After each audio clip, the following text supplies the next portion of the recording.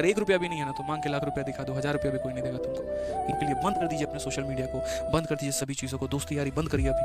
क्या मेरे भाई रील्स देख लेंगे, थोड़ा सा यहाँ पर मूवी देख लेते हैं, थोड़ा उसको भी टाइम दे देते हैं, थोड़ा दोस्तों को भी टाइम देना जरूरी है। तो बोले कि जब मैं बाजार जा रहा था ना तो ये भी मेरे साथ गया, लेकिन ये कभी उस दुकान, कभी उस दुकान, कभी उस दुकान, कभी उस गली पर। उनकी एक स्टोरी है कि एक बार एक व्यापारी उनके पास में पहुंचता है, और व्यापारी उनके पास में पहुंचता है तो बोलता है कि मालिक प्रभु, ठीक है, उनके कुटिया में पहुंचता है कि हम जो है जीवन में सफल होना चाहते हैं, बहुत कामयाब होना चाहते हैं, हमें रास्ता बताइए कि हम यहाँ पर कैसे सफल हो पाएँ। ठीक है, तो उन्होंने कहा कि एक काम करो, वो हमारा कुत्ता है, तुम जाओ और यहाँ पर इसके साथ में फलाने चौक से मेरे लिए जो है फलाना मतलब कुछ सेव वेव लेकर आओ यहाँ पे। ठीक है, तुम जाओ इसके साथ में जाना और वो चौक से मेरे लिए 1 किलो सेव लेकर चले आना। तो उसके बाद में ये जो है स्वामी विवेकानंद जी के कुत्ते के साथ जाते हैं जो ये व्यापारी है, और उस दुकान से सेव लेकर वापस यहाँ पर चले आते हैं।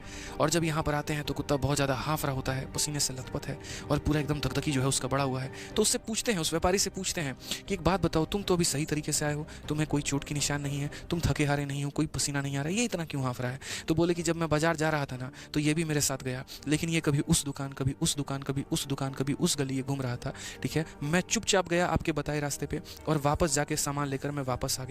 ठीक है, इसलिए मैं नहीं थका हूँ। बस वहाँ पर विवेकानंद जी ने वही बात कही कि जो तुमने मुझसे सवाल पूछा ना, तुम्हारा उत्तर भी उसी के अंदर में है। इंसान अगर अपने लक्ष्य पर फोकस करे मेरे भाई, अन्य चीज़ों पर समय न घटाए। हम हर दिन, हर हफ्ते, हर घंटे, हर महीने, हर साल कई ऐसी फालतू की चीज़ों पर अपना समय वेस्ट करते हैं। थोड़ा सा रील्स देख लेंगे, वो कुत्ते वाली हालत हमारी हो जाती है। थोड़ा सा मेरे भाई रील्स देख लेंगे, थोड़ा सा यहाँ पर मूवी देख लेते हैं, थोड़ा उसको भी टाइम दे देते हैं, थोड़ा दोस्तों को भी टाइम देना जरूरी है। तो जहाँ तक जीवन में सीधा हमें जाना था हम वहाँ नहीं गए, हम इधर उधर इधर उधर इधर उधर गए। और फिर हम कहते हैं, अपने आप से पूछते हैं हमें सफलता क्यों नहीं मिल रही है, कहाँ से मिलेगा यार? कहते हैं बोया पेड़ बबूल का तो आम कहाँ से हुए।